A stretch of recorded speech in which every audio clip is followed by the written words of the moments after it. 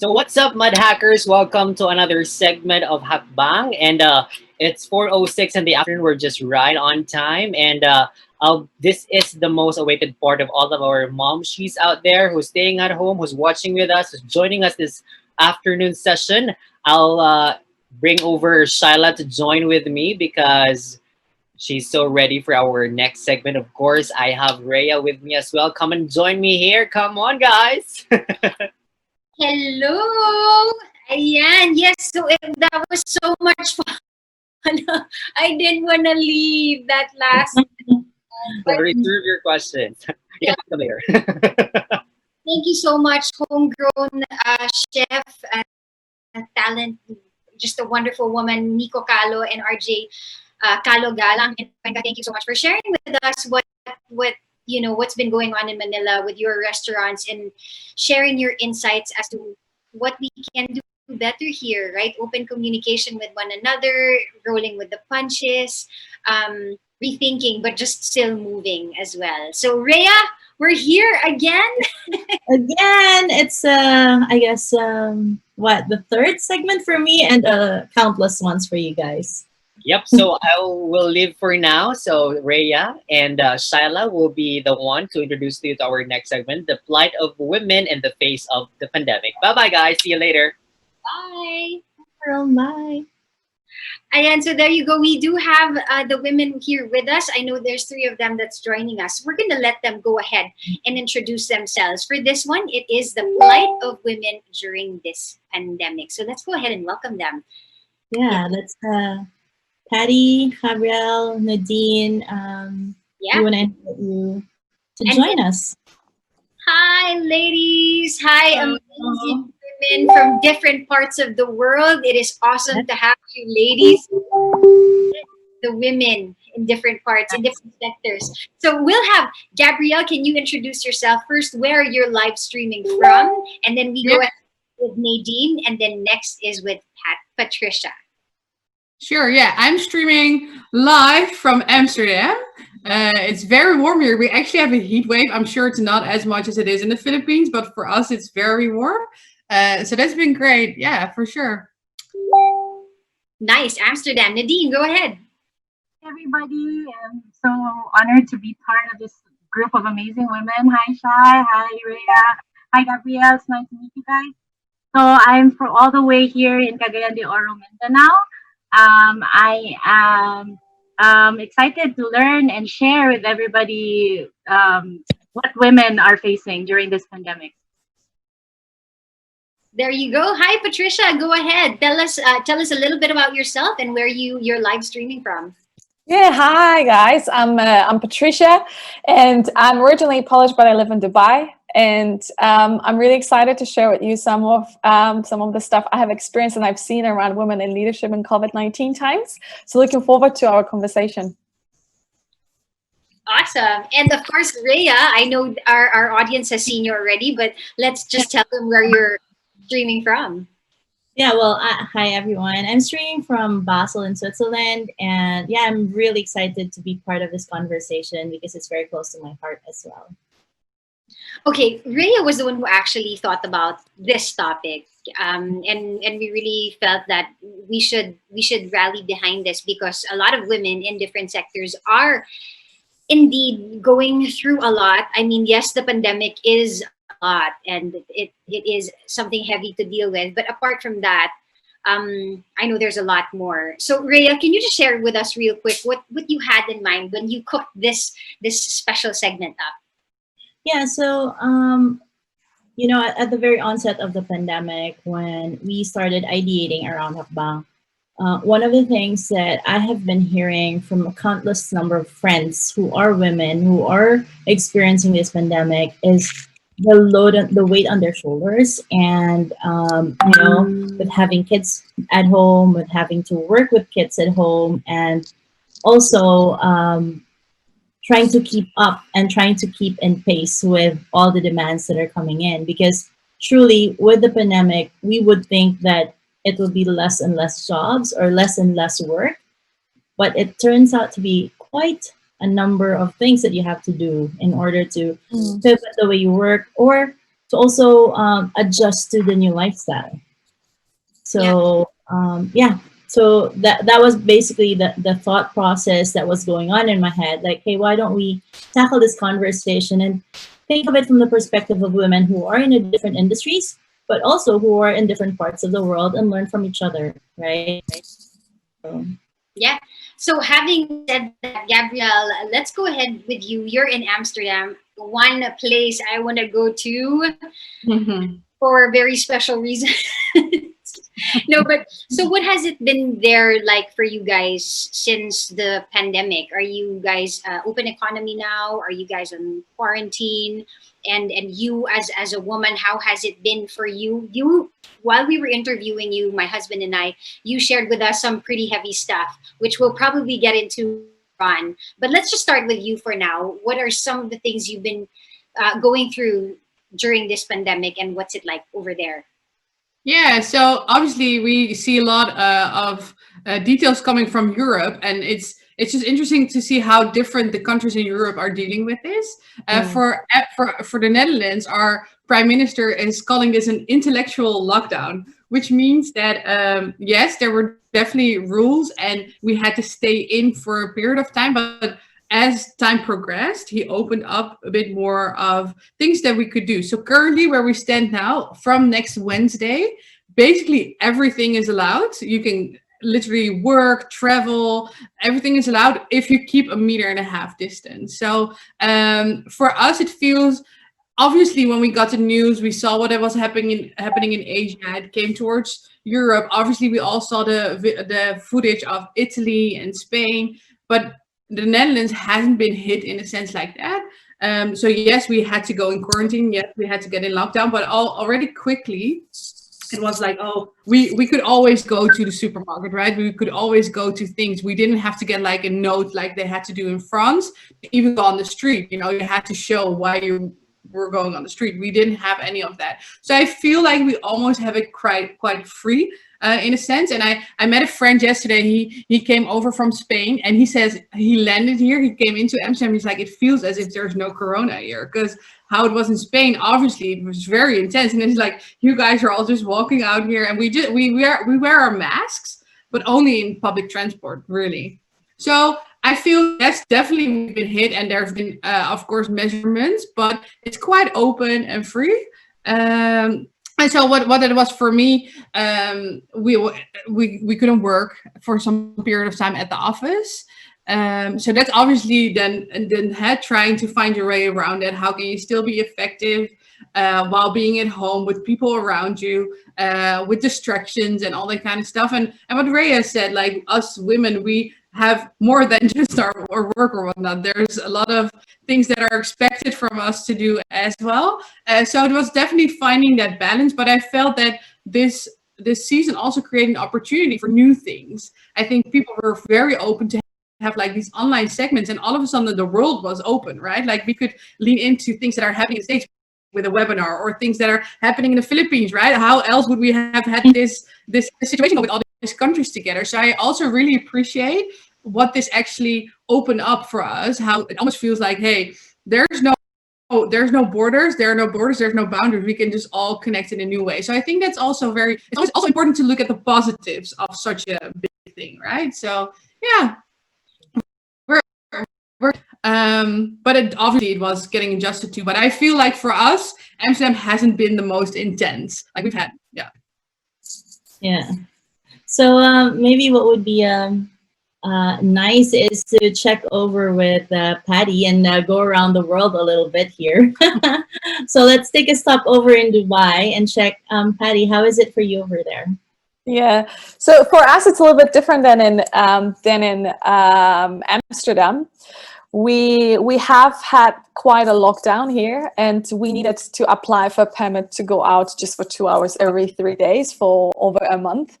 Now we're kind of getting back to life, but you know, as a woman, I've really probably felt it more than my husband, even though we're both full-time working in executive positions.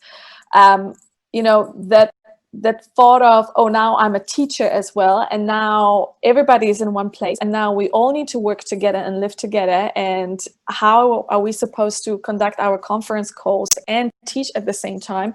And the 2-year-old is next to you, and when you have 2-year-old, you can't even go to a toilet by yourself. So that has been kind of, what is going on. We need to create a new space, a new way for us to find a way to be resilient and not just survive this time, but actually thrive in this time, right? So this has been challenge for, I guess, me as a woman, but also for us as a family. And from my experience, and I do a lot of research, I do a lot of reading, and women in leadership is part of it, and inclusion is the focus. I think this crisis showed us globally what's working and not what's working. Mm. Yeah. And it's really interesting, because whoever I talk to, in terms of clients or friends, people all say it's been so nice to be home with family.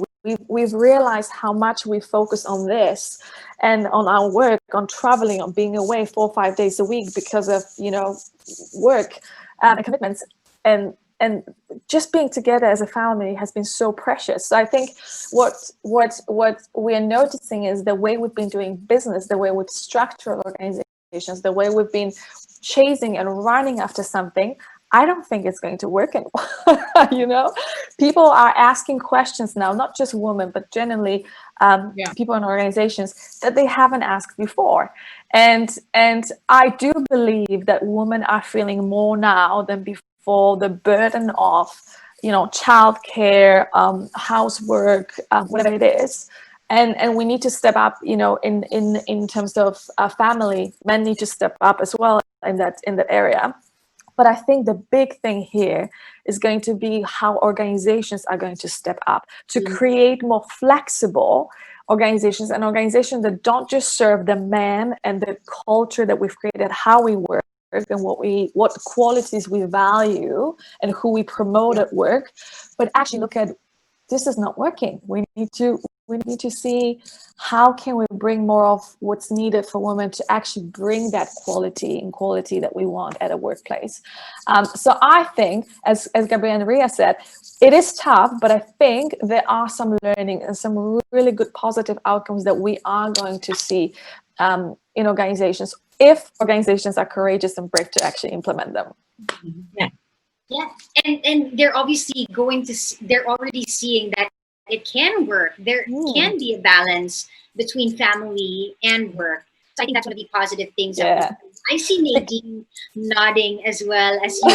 I want to cry. I want to cry what she was saying, because it makes me feel hopeful. Exactly. Yeah. So share with us, Nadine, what has it been like for you in CDO? Because I see you, I don't know if you were like tearing up with what Patricia was saying. I'm actually really tearing up right now.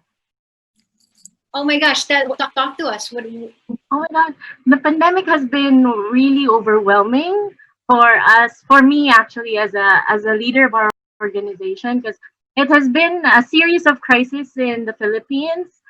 Starting if I'm the founder of Modern Nanas of Mindanao, a breastfeeding support group. So we help mothers lay the best foundations for lifelong health by making sure they breastfeed their children. So there was this. So since 2012, we have been helping mothers breastfeed during calamities like Typhoon Pablo in Compostela Valley, or Typhoon Yolanda in Visayas, and then recently Marawi siege in 2017. Then we had the Taal volcano eruption, plus the earthquakes in Cotabato, and now we have this pandemic. So it has been a build up of series of crises, and I really felt that women and children were most vulnerable during that time. It was overwhelming, because it's sad to think that women are usually the ones most vulnerable during this time, and sometimes we do get left behind. So it has been, sorry, I'm just really overwhelmed with how much stress there is on my end as a leader, to hopefully like reach out to the community protect them with all my might. But then sometimes I feel inadequate. I sometimes feel that I lack my resources. I cannot move that much because of the pandemic, because of the threat that could be there for myself and for my family. And then the mental stress that it places on me, that, oh, I have to do this. I'm being torn. I'm torn between serving the community and like keeping my family safe. I have that kind of feeling right now. So that was um, during the start of the pandemic. It was like a lockdown. It was a lockdown, and usually during crisis, I would go out and really be the first one to charge into and like protect moms and babies.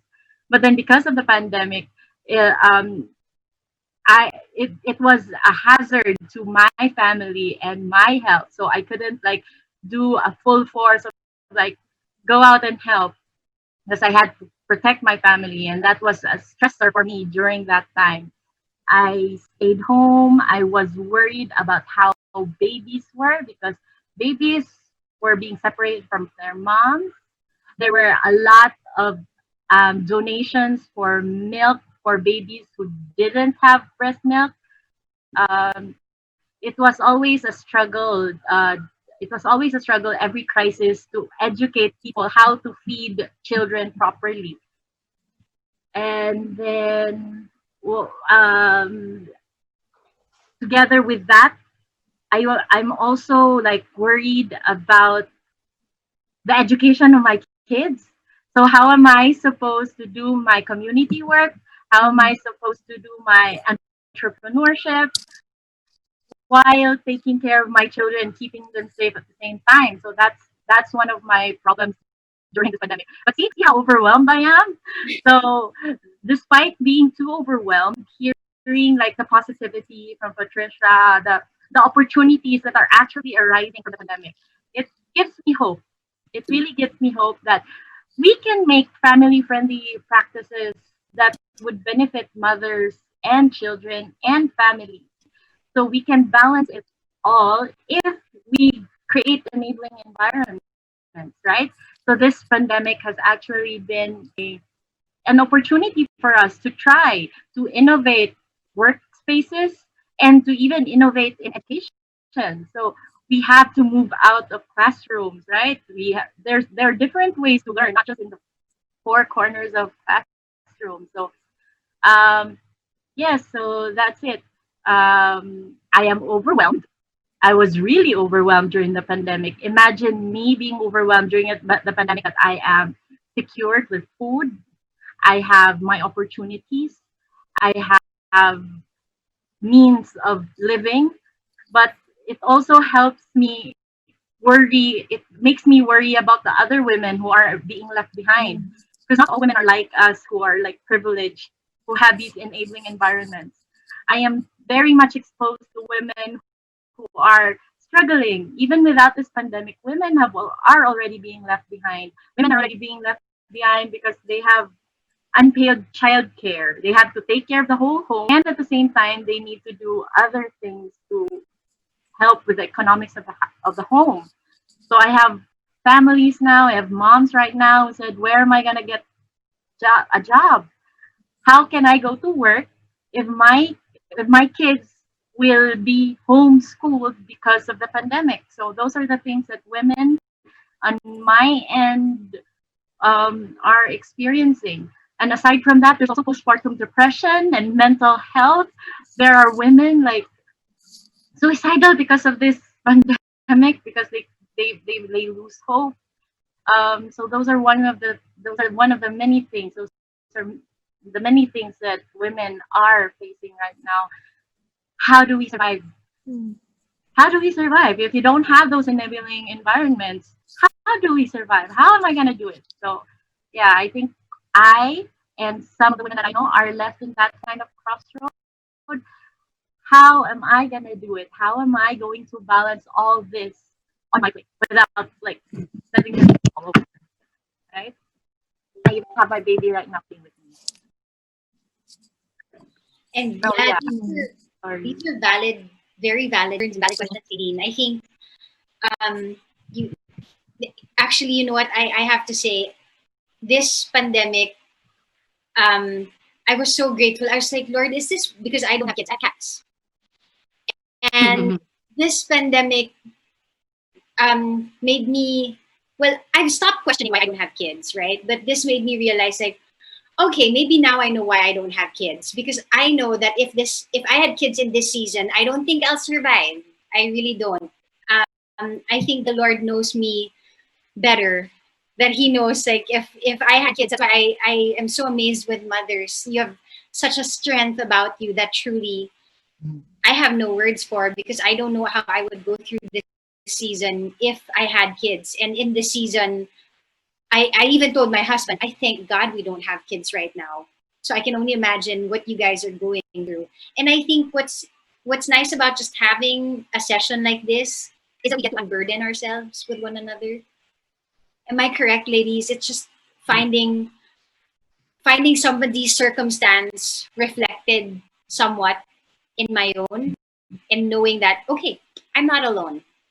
I'm not I'm not in a situation as I think I am in, because somebody else across the world is going through something the same thing. Patricia mentioned a while ago, all of a sudden you're a teacher as well. Is this because of your kids as well? Is that the Yeah, I have two. I have 6-year-old and 2-year-old, and there was a day, I think like a month into the no schools, where I lost it. I seriously lost it, because I mean, I'm fine teaching adults. I don't do kids, okay? and I think this is also a moment where I've realized that I'm also a human being, and that I'm raising a human being in this season as well. So I, as a parent, I have a responsibility to teach him what this season actually means and what this season is about. So if it's crisis, how are we dealing with crisis? And I had to actually just sit down with tears in front of my 6-year-old and say, Mommy's really sorry. Mommy shouldn't have done that, and ask for forgiveness. And I think, the question for me as a mother is, what am I teaching my kids in this season, and what are they going to remember? Because if you think about the 2008 financial crisis and how many people lost jobs and how many people are losing jobs now, and the research shows us, all the numbers shows us, the women are actually the ones losing more jobs because they are in the service industry. So, everything that's been closed, hairdressers, events, hotels, whatever it is, there's a lot of women serving and working in these industries. So I think we need to also remember that we are raising the next generation, and what are they going to remember us saying and feeling? Yeah. So this, I don't have solution for women. What are we going to do now? Because I don't have anything to put on a plate for my kids to eat. I don't have a solution, but I also know that we are courageous. We women are courageous, and we can pull things together in times of crisis better than anybody else, or better than men. So I think this is just a time and season, and we really need to just push through, and there is the light in the end of the tunnel. And I think opportunities will emerge when we are open to it and we are looking for it. If we stay in a corner, closed, that's not going to happen. But if we are open, if we are searching, if we are asking, if we are knocking on doors, something will show up. And I pray for that for a lot of women around the world. Yeah. Thank you, Patty. What Patty said, when you talk about opportunities, my mind went somewhere else, because I was thinking, how about for those women who don't have the same opportunities, right? And I'm just curious, Gabrielle, she's in that area where she's looking at women who are being trafficked. And how is that? Like, the whole touch industry is also impacted. I mean, and that's not that we're promoting that, but like, a lot of people are really impacted by this, and especially women who are in those areas where there's just no opportunity. Yeah. Well, what you often see is when crisis hits, then the trafficking world hits harder, right? I think Nadine already said, like, a lot of ladies who don't have the opportunity to provide for their children or for themselves, they're very vulnerable for a lot of things, for a lot of negative things, but definitely also trafficking. And actually, where you guys are at, like, and forgive me that I can't really pronounce the word right. Is it Mindanao? Mindanao. Mindanao, yes. Actually, it's one of the hotspots for trafficking in the Philippines. And it's been created out of the conflict that has arisen like a few years ago, that there was a lot of conflict. And out of that, there's just trafficking these days is not anymore like, oh, I met a guy and he's a lover boy and now I'm into sex trafficking. It's actually organized crime. Like, it is the fastest growing crime in the world, because drugs you can sell once, right? Weapons maybe once or twice, but a person you can sell and sell and sell again.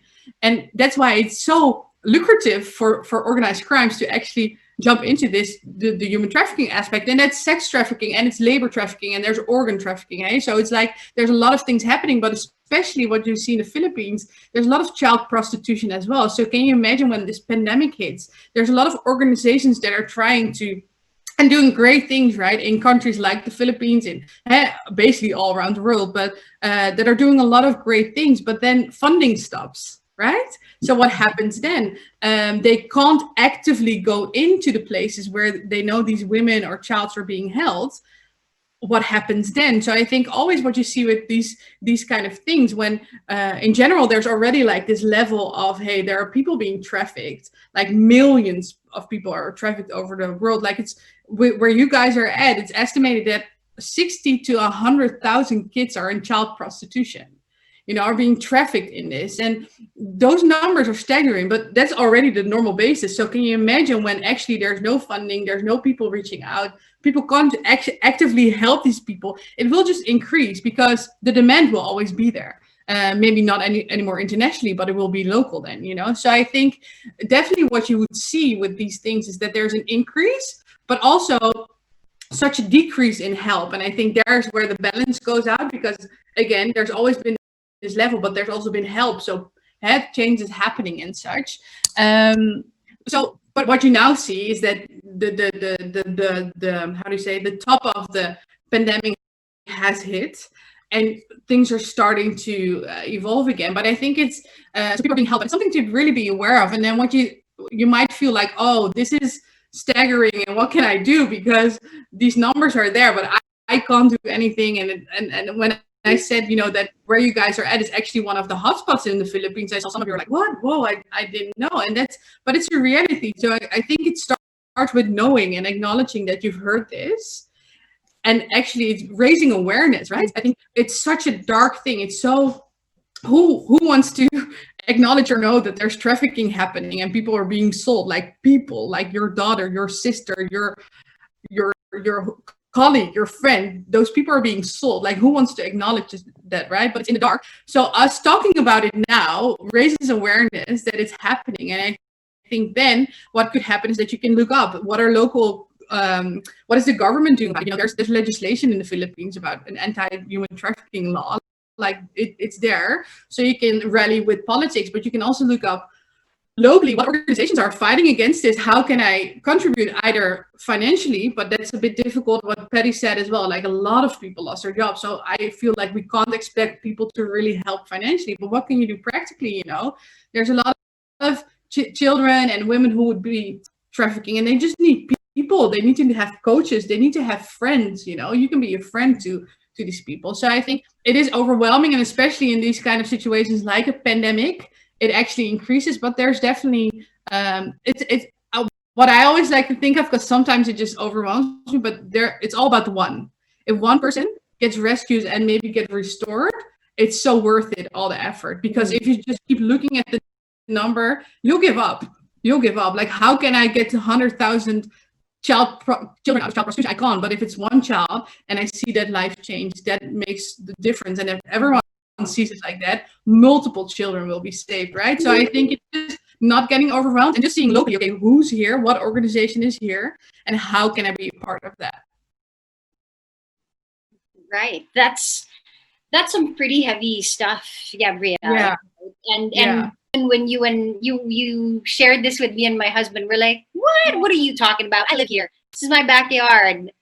I don't know that this is happening. But you're right. It's that what's great about, I guess, this platform is we get to talk about a lot of things, and certain things come into light just like what you said, that there is child trafficking and child prostitution happening here. Having said that, so just in case if people here, because I personally am not aware of any really, and maybe because I don't see it, but Yeah. like what you said, that doesn't mean it's not there. If there are people who are aware of it, would you know who they can connect with here in the Philippines? Because hopefully Yeah. who's watching it does know that it is happening, but they don't know who to connect with. So maybe that's one thing positive we can get out of what you shared. Yeah, absolutely. Yeah. So there's UNICEF is very active in the Philippines when it comes to this subject. So they would be one to connect with. And there are different organizations who might be there as well. For example, the A21 campaign is a company or a nonprofit that I've worked with in the past as well. And they actually have an office in the Philippines, but more so they have a hotline. It's a global hotline. It will be a different number per country, so you would have to just Google A21 campaign and you'll find it. But that's a hotline where people who are trafficked can call into for say 24 hours a day, 7 days a week. Can call into to say, hey, I'm being trafficked. But also if you see something that you're like, I'm not sure if this is okay. You know, sometimes you walk on the street and you see a girl being held by a guy and being pushed and you're like, oh, are they fighting? What is happening there? You know, if you feel like, hey, this is not okay, you can also call and just say, hey, I saw something on the street. I'm not sure what it is, but I just wanted you guys to be aware, you know. I think that will help with you actively making a change, because when that builds up, obviously they can build a case, go to the police, work together, and maybe keep girls out, right? So I would say UNICEF, the UN as well, and there will be local organizations, and I know of A21 that they're definitely there as well. So I would say, yeah, just look those up. Yeah. Thank you, Gabrielle. So there you go, guys. UNICEF and A21 are organizations that you guys can reach out to. Should you feel that you're seeing something that you're not comfortable with, or you're not sure what's going on, then there you go. So being able to talk about that, Gabrielle, what are you, because Patricia mentioned a while ago, what are we teaching our children? What are we teaching our youth? With what is happening right now, what can you teach the younger women in your area? It doesn't even have to be about child trafficking for now. It's really, what are you doing? Not necessarily teaching, but what are you doing that people, or that young women can see that you feel can make a difference in their lives for them in the future? Yeah, it's a good question. And I think what Patty said, hey, we're here to build the next generation, right? And I think that's a responsibility that we have on us. People look at us, they see how we handle this. And of course, we lose it sometimes, as Patty also mentioned, that's what we all have. But I think it's very important to be aware that people are watching. And I don't have kids yet, but I do have a lot of people in my life, and younger women, as you said. And I am, for example, I'm a partner at a law firm. And so they look at me like, how do you handle that? How do you deal with your employees, right? But also in your private life, how do you keep standing? Are you complaining? Are you going in a mode of like, oh, it's too much, I can't handle it? Or are you finding opportunities? So what we've done here locally in Amsterdam with a group of girls, we just did every day. I went on the Instagram live and just had different topics that we would talk about, and they could send in questions, and we would just talk and just try to help them to say, hey, what are you guys facing? And us being a bit more mature or further along, how can we speak into that? What can we say that we've been doing that they might that could help them forward? And I think it's really just an openness and us being willing to let these girls, young women, come to us and actually having a conversation with them and acknowledging that we don't know it all, but that we might have a different way of approaching the situation that they haven't seen, right? I think that's what it's all about. It's not like, hey, you should do it like this or this, but hey, have you thought about doing it like this? Or have you thought about your mindset? Like, there's a way to look at it. And I think we all got overwhelmed when this happened. Of course, like, it's a pandemic. Who is not overwhelmed? But what I really see is that there's people who then fall victim of their mind because it's just all negative and it's so tough and it's hard, and it is.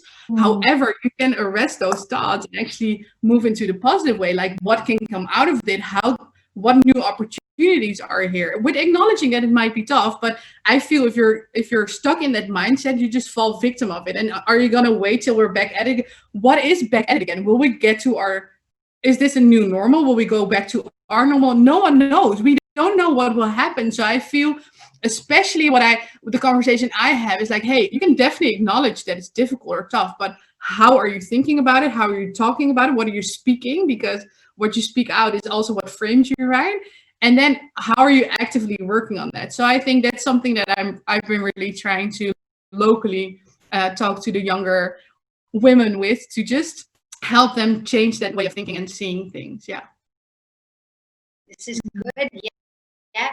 And you truly will be able to lead through example just by them seeing what you're doing. That's them seeing, I wanna be like that. I wanna do something like that, right? Make an impact. Patricia, you live in Dubai, and I used to live there. I lived there for 4 years. And so I know what the world there is like for women back in the day. I left in 2009. What was it like more open?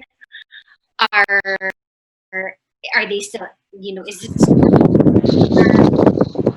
I'm society? sorry, Shaila, I could not hear your question because Nadine screen was on and the sound that's was okay. in there. So, Can you repeat yeah, it? no problem. So what's it like for women there now in Dubai? Because I know when I was living there, it wasn't towards other women of other nationalities. They're not so strict, but of course towards the locals, they were. What are you seeing now in Dubai for women there? Yeah. So in terms of women at a workplace, I think the topic is a focus not just for the government but also for organizations. So I've been here for 5 years. We've moved here in 2015, and definitely, if I think about when we moved and I had my son was 6 months old, and I remember searching for a job, and people were like, why are you searching for a job? Your husband earns good money, just stay at home and relax. And I was like, what are you talking about? It's not there's dreams, there's passion. So I think this is a part of the work where you see more women at home rather than at the workplace, but it has been shifting quite a lot, and it's been shifting because a lot of women really would like to work, but the work culture here is not as flexible and well balanced as it is in Europe. So what we see is you need to be at the office 9 to 5, 9 to 6. You can't really work flexibly home whenever you want to because your child is sick or whatever it is. So depending on what organization you work for, there might be different ways of working around this topic because it's not government regulated. But since the government took on the whole agenda for more women in leadership in executive positions, there's been more and more laws coming in place around maternity leave and things like that, and flexibility that is a little bit more, I would say, nice to see for women, right? Saying that, I think, looking at also the schooling system and that you don't have childcare afterwards, then still, you have to pick up your child at 2 p.m. from school. You can't stay at work until 5 or 6. So I think, I realized when coming here from Holland, where Gabby is, and Denmark and Poland, where I've lived before, that having those support systems that are given by the government is for women to actually succeed and be in top, get to the top executive positions, because, that was not conversation in Holland or in Denmark. There were some topics around it. There were conversations around we need more women on executive positions and on board level. Yes, but the whole more women at a workplace, that was not a conversation. Women were at a workplace. Yeah. So I think, depending on which part of the world, this is a completely different conversation. And I've seen it shifting. I've seen more and more women also taking responsibility for their career. And I think here and in some parts of Europe, we've seen a lot of companies and a lot of schools building a lot of women in leadership programs around, we need to fix you to kind of, as a woman, we need to fix you. You need to be more like this and this in order to get to the top level. And I think this is now time where we're like, you don't have to fix us, you just need to fix the system and the culture of organizations. Right? So I think what we are going to see, not just here in this part of the world, but everywhere in the world, that we need to shift the way we work. We need to shift the way we create cultures in organizations. We need to shift the way we run talent management, how we're actually reviewing performance, who gets promoted. It's not about charisma. It's not about being, seem confident. It's actually about humility. It's actually about team leadership, things like that actually women outperform on average, and that's what academic research shows. So I'm really curious, not just here but around the world, to see how we also women are going to stand up and be like, okay, it's time. We cannot go back. We're not going back a few steps. We're going forward. So we need to start shifting the things that need to shift in order to make it happen. Wow, that's quite a handful, Patty, and I love that it resonated so much with me.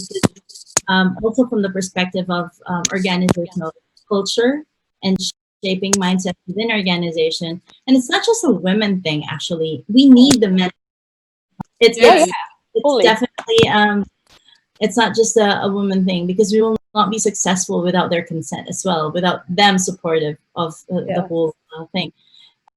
Well, it resonates with the three of us because we're all from this part of like Europe and the world. I'm curious with Nadine, how do you take this, the ideas from Patty and Gabriella, and how do you see this resonating with you and your situation? They are totally a level out of my world, because the women mostly that I work with are women who are like stay-at-home moms and then homemakers, and then some success stories that I would like to share, because even before the pandemic, I have seen women with great strengths and resilience. As long as you give them the right enabling environments and the good support for them to like stand up on their feet, because it's women can be anywhere. They can be in organizations, they can be in homes, they can be in the community, anywhere. um, a nice thing about women is that they have a special set of talents, different sets of strengths, and we have to give them opportunities for them to like develop it.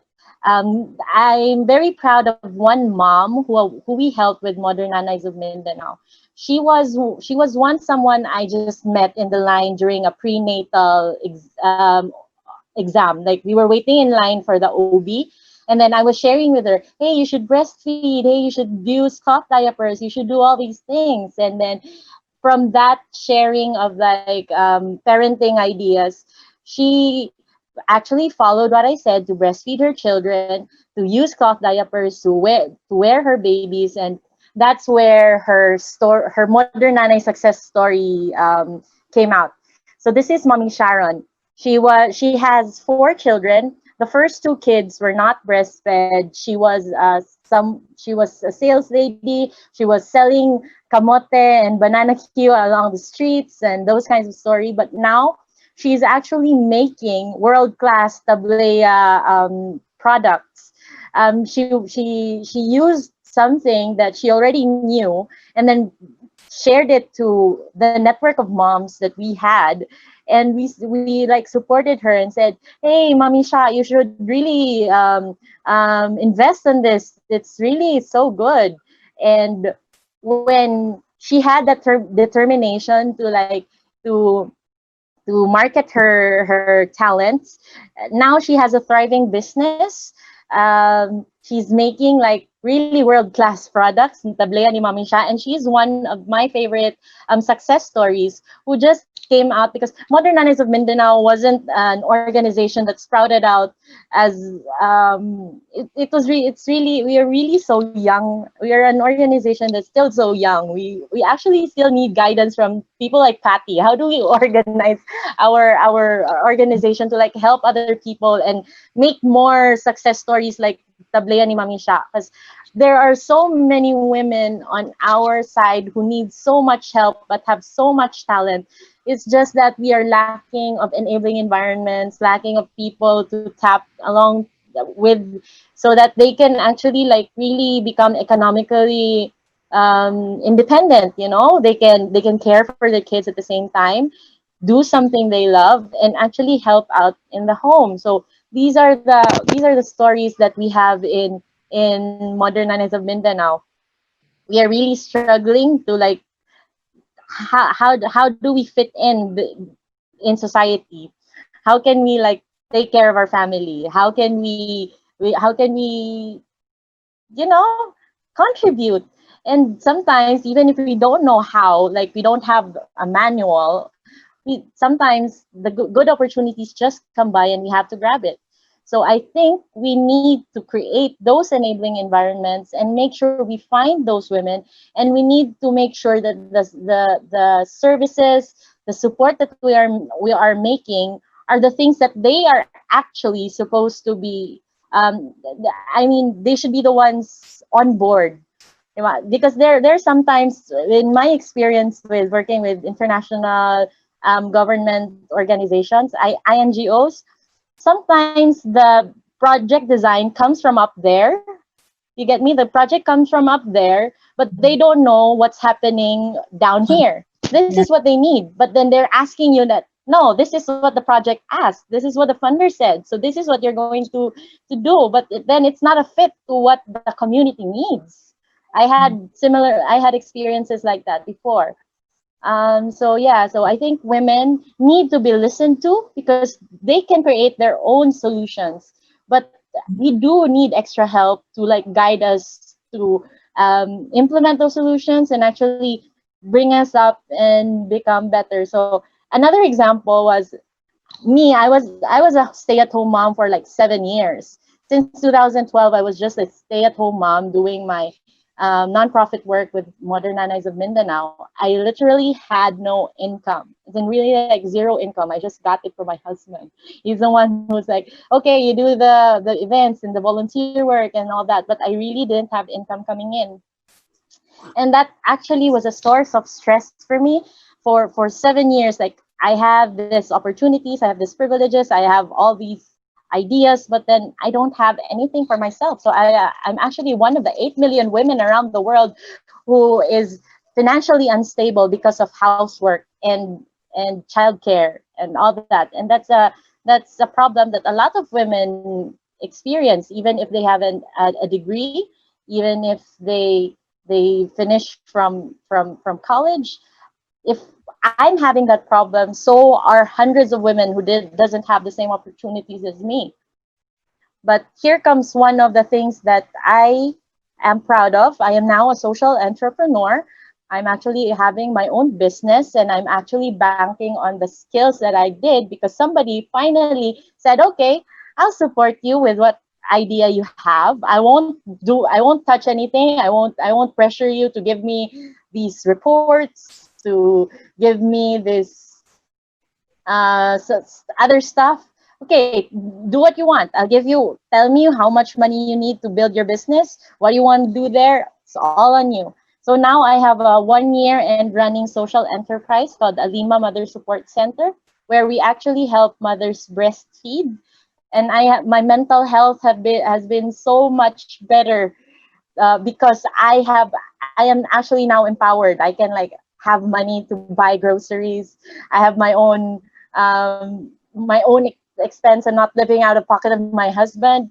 And I think if women will have that kind of opportunity, like for someone to listen to them and actually trust them, they would really like go great miles. And that's how amazing women are.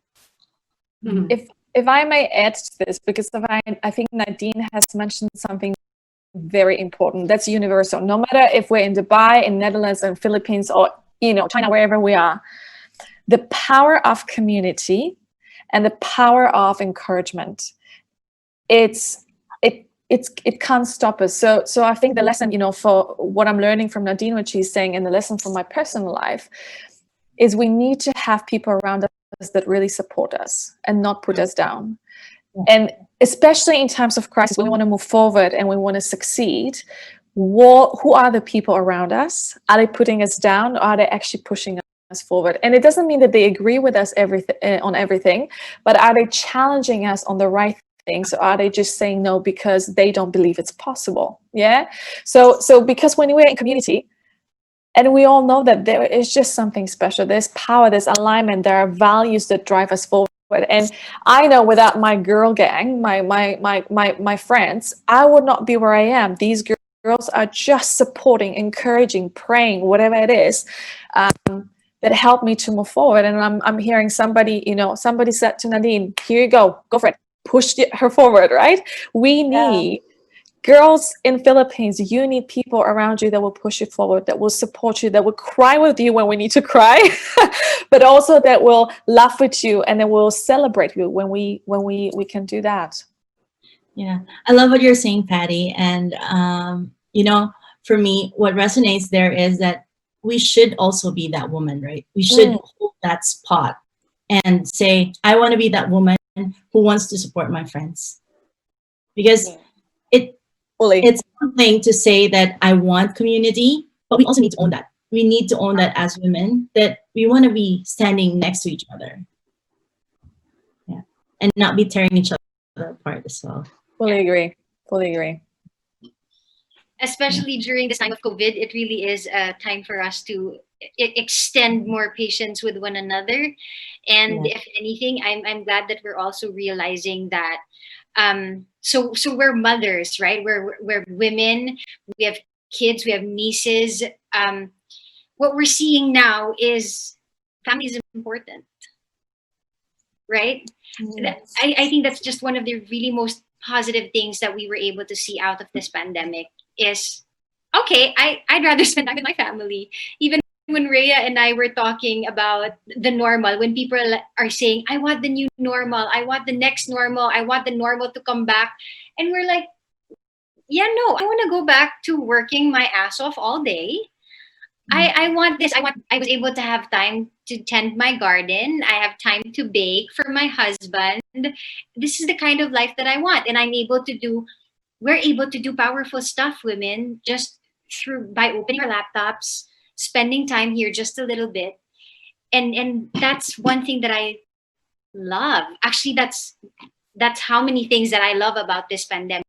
So hopefully this is a reminder to the women out there who want to go back to the normal, this is a really good time to reassess what that meant for us before. Yeah. Right? So yeah, this was a really interesting discussion. Women, we wanted to do this for 30 minutes. We've been going on for more than that. This is what happens when women get always with women, right? Group of girls and 30 minutes isn't enough. I'm 30 minutes isn't enough. It's never enough. But There's so many things we have to talk about. Yes. And we should do this more often to the women out there. The internet is here. We just simply need to use it as a platform to elevate each other, to lift each other up. I truly wish this conversation can go on for longer. But before we end, before we let you guys go, can we just have one round of what we wish to see moving forward? What kind of world do we want? I'm tearing up and I have no kids. It's a really big question. Because I think there's so much that you want to see changed, right? But I think I'm not going to go into this whole question because it's too big. And if you want to share what you would like to see, but I think out of this, and I think talks about it is, and Rhea said it, people, the girls, women, we tear each other down. We're so competitive and comparing and stuff, and it's just it's not needed. It's ugly. It's not bringing you anything. If anything, the person will walk on and you just feel crap still. So if, it's so good. I know it myself, what Patty said, your girl gang, to know that girls have your back. And actually when you meet them, they're not like, oh, but they're actually, oh, I love what you're doing. Keep going. and Yeah. see how you can support each other. And I think what you said, hey, we took a step back in this pandemic, so we saw, hey, actually the time at home is very precious, the time with family is very precious. But I think we should hold on to that, but we should also hold on to being, hey, we're in this together, no matter where we're in this world, because we're having a conversation in 5 different cities right now. We all feel that same thing, and we all can feel like isolated or lonely. And actually, no, we are women, we're a sisterhood, we can have each other's back. So what I would wish to see is that whole negative aspect of being a woman will just move, and that we can actually cheer each other on, because there's nothing better than that.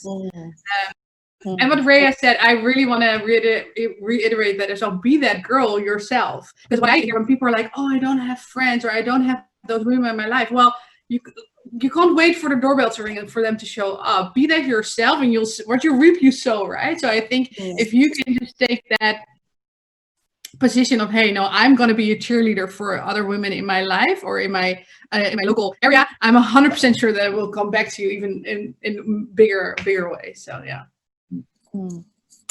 I just want to add to what Gabrielle said. Unhealthy comparison creates unhealthy competition. Do not compare yourself to others. You've been created with talents, with gifts, with personality, with passions. Use that rather than compare yourself to somebody else, because comparison, unhealthy one. Sometimes we do need to compare, but this is not what I'm talking about. That comparison, she's got this or he's got that and I don't, is not healthy. Really look inside yourself and see what you have that you can bring out there and actually shine. But there's one thing that I'm seeing, in my work with organizations and with clients, that I really hope and believe one day we're going to see, is that people are valued not for what they do and deliver in terms of Excel file, PowerPoint, and I don't know what else their role is, but actually for who they are. Yeah. For who they actually are. Because I think if we look at people and we see really people rather than the skills and the tasks they need to deliver, I think we're going to shift organizations completely. I love what you're saying, Patty, and maybe Shyla would recognize this. The way we set up this entire project with Hakbang, we first started with, so how are we going to do this? Are you just going to tell us what to do? And I was really very clear from the get-go, no. Because we have all our giftings, right? We have each other's individual strengths. We bring something very unique to the table that is totally part of who we are. And I love that about this whole team behind this Hakbang project, is that we come with this with our full hearts, and we show up in our very early morning meetings and just be there and pick up what is on the table and run with it. And I just love that we can come with our full selves and not worry like, I have something up. Everyone's so accepting of these things as well. It's so nice if you each have a goal, have a vision, and then you just help each other to reach that. Like you go, that somebody said, if you want to go fast, you go alone, but if you want to go farther, you go together, right? So that was really a great lesson for me, being around like women, because I couldn't have been where I am without my family, my husband, my support group, my friends, because that's where the inspiration comes from. Like wanting to help solve their problems and how my problems resonate with them, and actually have like we're on the same boat. I'm not alone in this. It's important to have support. It's important you don't, and there are new moms who actually want to have that strong front, who think that because I should be this woman, I should be this mother, and they like mother on their own. But humans were not made to mother alone. We always had a tribe to do that with us. And I think women should really find that tribe. Women should really find people who understand them and have the same visions and the same values as them. And if you don't have one, then create one, right? That's what I did way back 2012. I didn't have one, so why make one? You won't let me bring my baby along with me, then I'll make my own rules. I'm gonna do it on my own, right? And nobody's gonna tell me you can't because I'm making my own organization, so I can do it. So there isn't really things that we cannot do, right? We actually can do a lot of things if we are unable to do it. So in the new normal that Shila's asking for, what is my new normal in the future? The new normal that I am hoping for is really more time with my kids, more time at home. Like imagine, I remember my child telling me, Mom, when she was in school, she was saying, Ma, I really miss you. I'm all day at school and you're just with my younger siblings and your guys are all home. You're having so much fun. Then why not shift, like continue doing community work, family work, because family is a basic unit of society. You can actually teach our kids at home. It shouldn't be in school. It can't be just in school. It can't be just in the office. The world is our school. The world is our office. Like your goal is to be good people. Our goal is to help people. Our goal is to raise better children for a better tomorrow. Why should that be enclosed in one space or in one community? And that's what actually Hakbang is doing right now. You like break those barriers. Imagine that I'm in a webinar with people in Butuan. Oh my gosh, Amsterdam, Dubai, and Switzerland. I wish to be there one day. So and meeting these amazing people. So there are we are already in an era of information right at our fingertips. We can be socially distanced, but we can still be connected with the technology that we have, and it doesn't have to be expensive. We can still do TV, radio broadcasts, internet. So there's so many possibilities moving forward. We can't go back to the old normal, right? We can't go back.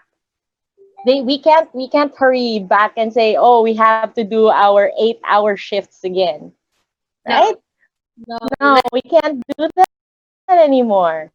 So it should be output based, not time limited anymore. And I think that's what women and families and everybody should be um, pushing for, to change, to innovate, to move forward and never go back.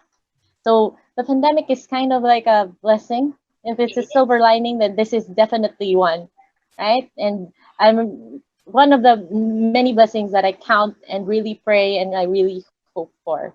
So yeah.